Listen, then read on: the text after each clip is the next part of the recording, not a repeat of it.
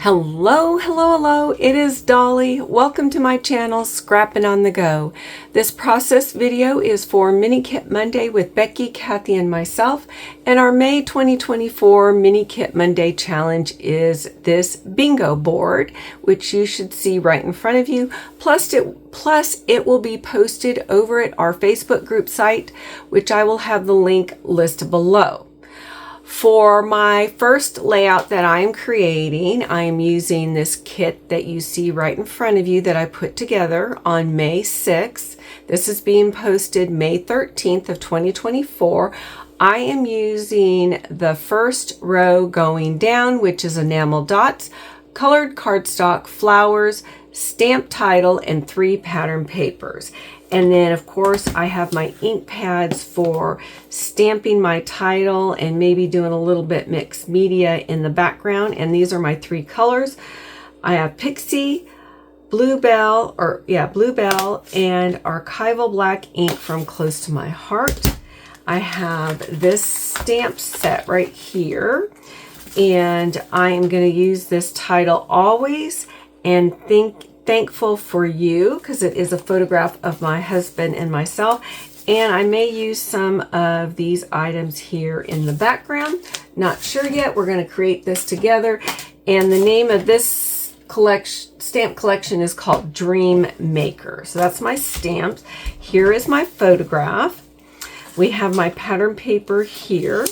And we have this pattern paper, and this is really a pattern too because it's a marble look, and I'm using that to matte my photograph. This is going to be part of my foundation layer. We'll get to that in just a minute. I have these clear stickers from Cocoa Vanilla. It's from 2019, and as you can see, it has flowers, a little bit kind of that mixed media, some hearts, arrows, and also a word, but I'm not using, I'm going to stamp my word title out. I have this life card that is 3x4. I have my enamel dots in blue from Close to My Heart. I have this vellum little tab as well. So off camera, I created my foundation layer, and I started with the solid cardstock, which is sapphire. Then I took and trimmed my daisy white cardstock 1/4 inch on 2 sides, and then I just angled it. Then I took this pattern paper right here, was a 6x6 in my scrappy stash, and I think this is Maggie Holmes, and I just trimmed off about 1/4 inch, and I tucked it up here just to bring in the colors within this pattern paper and for my matting of my photograph. And this was a scrap paper, and it was already cut like this. The only thing I needed to blah blah blah blah, the only thing I needed to do is cut off the branding strip, which I did, and I'm going to place that right here. And let's go ahead and mat my photographs on my pattern paper. And we're going to start here with that pink corally flower look, which kind of ties in with all these colors here on this paper from Cocoa Vanilla. So I think I'm going to have it overlapping like that. I think I'm going to have my title kind of over here.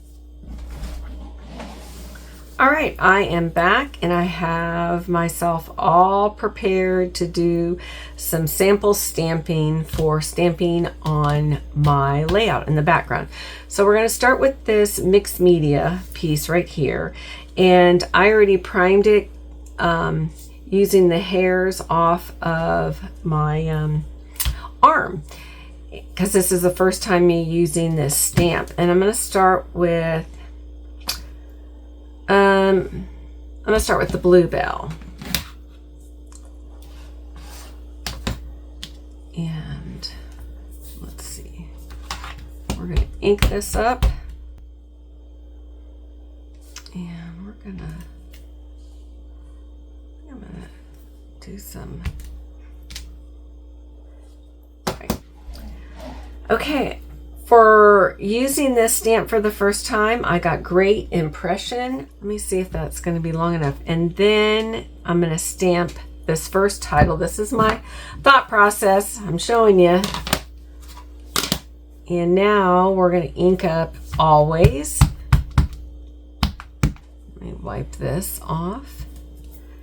And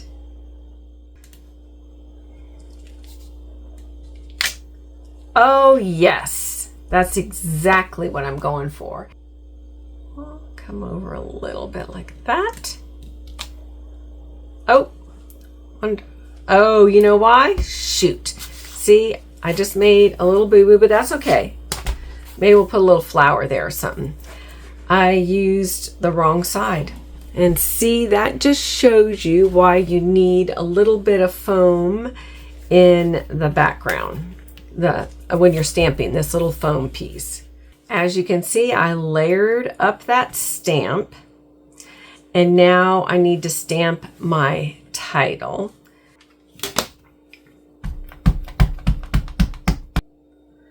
That's pretty good.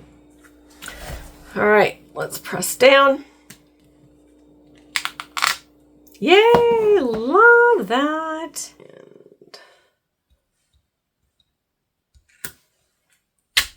yes, perfect. This side is down just a little bit. That's okay though. Remember, I have to add some sort of flowers or embellishment.